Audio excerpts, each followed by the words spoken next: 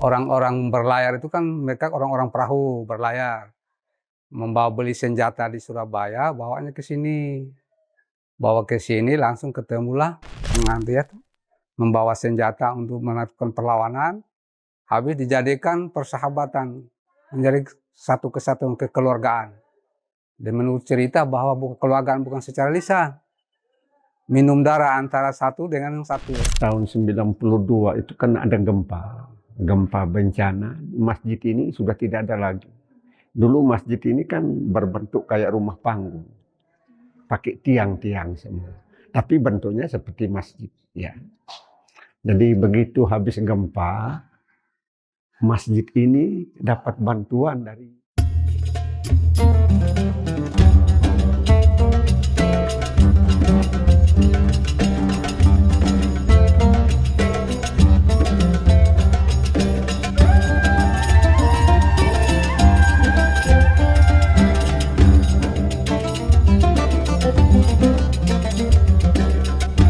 Tribuners, saat ini saya berada di pesisir utara Kabupaten Sika, tepatnya di Waipare, Desa Watubilo, Kecamatan Kangai, Kabupaten Sika. Dan di belakang saya ini berdiri sebuah bangunan masjid yang bernama Rahman. Dan Tribuners, masjid di belakang ini memiliki sejarah yang panjang. Juga ada keterkaitannya dengan masuknya agama Islam di Kabupaten Sika. Dan nanti kita akan melihat sejarah di balik masjid ini, maupun juga nanti cerita dari para tetua atau masyarakat umat muslim yang tinggal di sekitar Masjid Ar-Rahman terkait dengan sejarah masjid maupun juga sejarah masuknya agama Islam di Kabupaten Sika. Simak liputan kita berikut ini. Masjid Ar-Rahman Waipare di Desa Watumilo, Kecamatan Kangai, Kabupaten Sika, Pulau Flores, Nusa Tenggara Timur, berdiri kokoh sebagai simbol masuknya Islam di Kabupaten Sika sejak awal abad ke-20. Rumah ibadah yang diyakini sebagai salah satu yang tertua di wilayah ini bukan sekedar bangunan fisik. Rumah ibadah ini merupakan penanda sejarah yang lahir dari ikatan persaudaraan antara Pelaut Bugis dan penguasa lokal. Terletak hanya beberapa langkah dari bibir pantai utara Pulau Flores, masjid ini menyajikan perpaduan warna yang kontras dengan alam pesisirnya. Tokoh masyarakat setempat, Muhammad Kadri, menuturkan bahwa kehadiran Islam di wilayah tersebut dibawa oleh para pelaut asal Gujarat dan Sulawesi yang melintasi perairan Nusantara sekitar tahun 1901. Pertemuan antara pendatang dan penguasa lokal, Raja Kangai, tidak berakhir dengan konflik. Sebaliknya, mereka menjalini persahabatan erat yang dikukuhkan melalui tradisi unik, minum darah, sebagai simbol persaudaraan yang tak terputuskan. Sebagai bentuk penerimaan, Raja Kangai menghibahkan lahan di sepanjang pesisir pantai hingga ke Tanjung Darat untuk dikelola para pendatang. Di lahan inilah pemukiman dan tempat ibadah dibangun. Menurut sejarah dari cerita dari orang-orang tua sebelum saya ini, mereka menyatakan bahwa Islam masuk di Sika ini diperkirakan tahun 1901. Waktu zaman Belanda dulu sampai zaman Jepang. Setelah itu orang-orang Gujarat dari Sulawesi, dulu kan orang-orang berlayar itu kan mereka orang-orang perahu berlayar, membawa beli senjata di Surabaya, bawanya ke sini. Bawa ke sini langsung ketemulah Raja Nai, Ratu Nai, Raja Kerajaan Kangai yang tempatnya di sana. Ada rumah raja di situ. Dan itu mereka berlabuh di sini mengambil membawa senjata untuk melakukan perlawanan, habis dijadikan persahabatan, menjadi satu kesatuan kekeluargaan. Dan menurut cerita bahwa kekeluargaan bukan secara lisan, minum darah antara satu dengan yang satu, sehingga menjadi persahabatan yang jadi tuntun. Setelah itu, raja itulah memberikan tempat untuk dihuni. Bahkan bukan di sini saja, sampai ke daratan Tanjung Darat, pantai dari sini itu. Sampai sekarang mereka punya moyang-moyang dulu yang ahli waris makan sampai termasuk Pangabata, termasuk Tanjung Darat. Itu diberi oleh kerajaan ini karena dia untuk mempertahankan kekuatan di masa itu. Setelah itu mereka kan hanya 4 dekade, sudah 4 dekade. Sampai sekarang dulu dikasih hibah tanah ini untuk membangun rumah ibadah zaman itu. Bangun rumah darurat dulu. Sebetulnya kami saya dulu 83, 82 ke sini masih bangunan masih lama itu. Direnovasi itu setelah gempa itu baru direnovasi sebagaimana rupa kita lihat ini. Masa itu terdarurat sangat. Nah, setelah dari generasi ke generasi, setelah mereka kan datangnya tidak sebegitu banyak. Setelah itu dia orang-orang dari atas, yaitu orang-orang dari gunung, dipekerjakan di sini. Karena mereka sudah punya tahu lahan kelapa sampai ke Tanjung Darat, sampai ke pulau ini, pulau besar ini juga. Dipekerjakan, langsung ditinggalkan di sini, dibagi-bagi. Ini jadi orang yang di asli Waipare ini, orang-orang dari Bugis hanya seberapa, tinggal seberapa saja ini. Yang lain itu orang-orang dari sini semua yang menempati tempat di sini.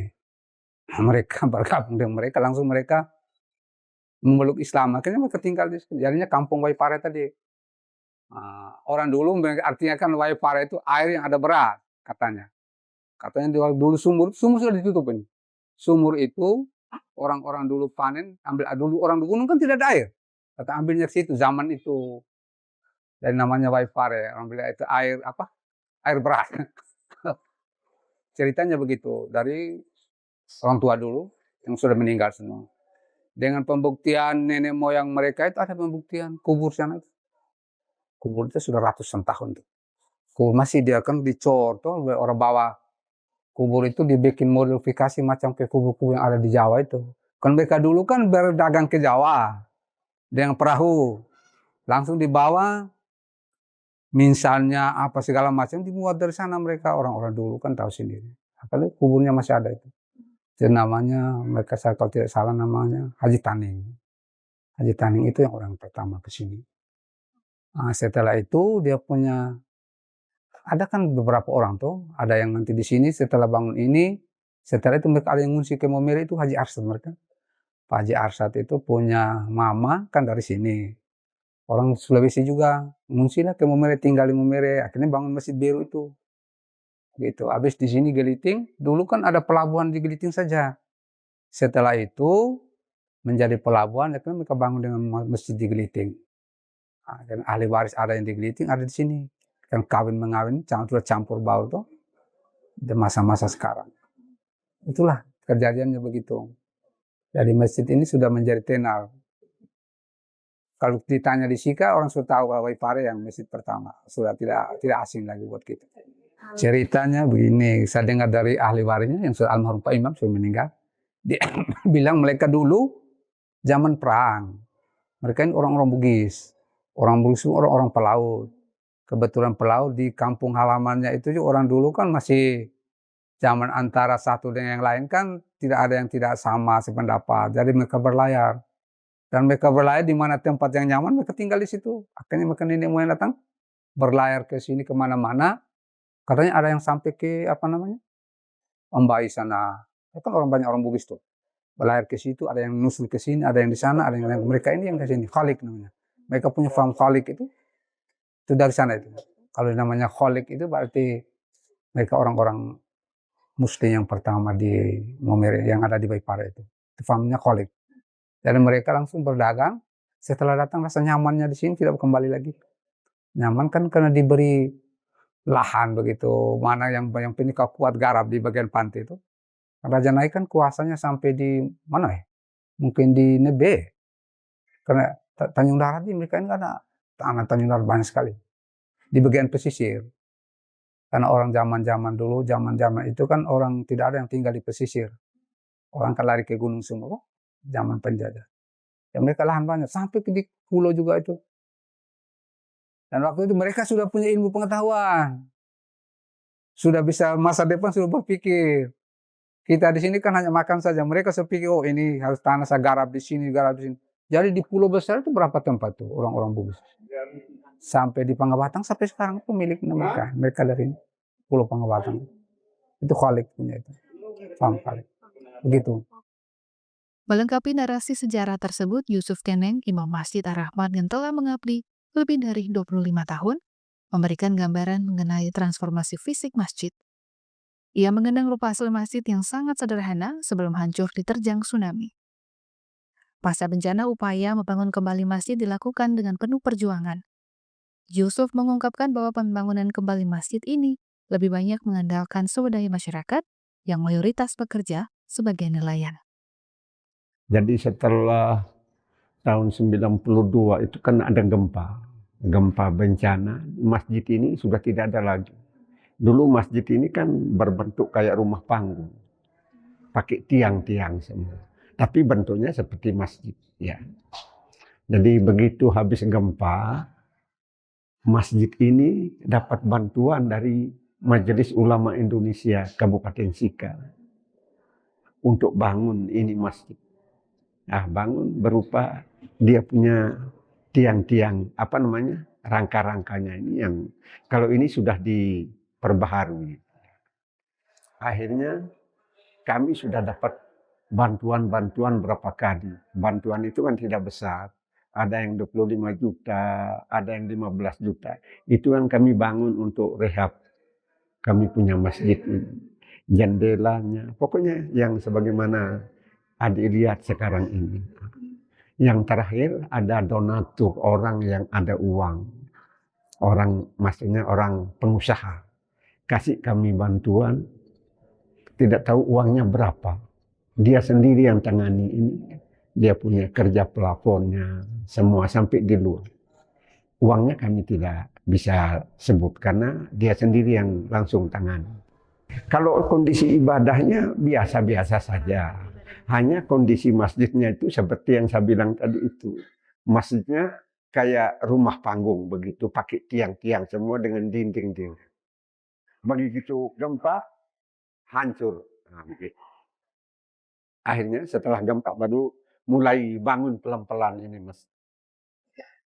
Terminal Masjid Ar-Rahman yang berada di Waipare, di Desa Watubilo, Kecamatan Kangae, Kabupaten Sika, Nusa Tenggara Timur, berdasarkan sejarah, merupakan masjid pertama yang ada di Kabupaten Sika dan juga menjadi titik masuk sejarah Islam masuk ke Kabupaten Sika.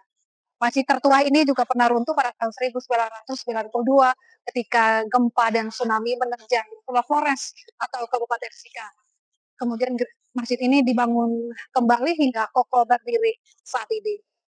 Saat ini masjid ini juga menjadi tempat ibadah masyarakat di sekitar dan memiliki nilai sejarah dan harapnya bahwa masjid ini terus menjadi tempat yang ramah dan juga mewariskan cerita di balik berdirinya masjid tertua di Kabupaten Sika. Download Tribun X sekarang, menghadirkan lokal menjadi Indonesia.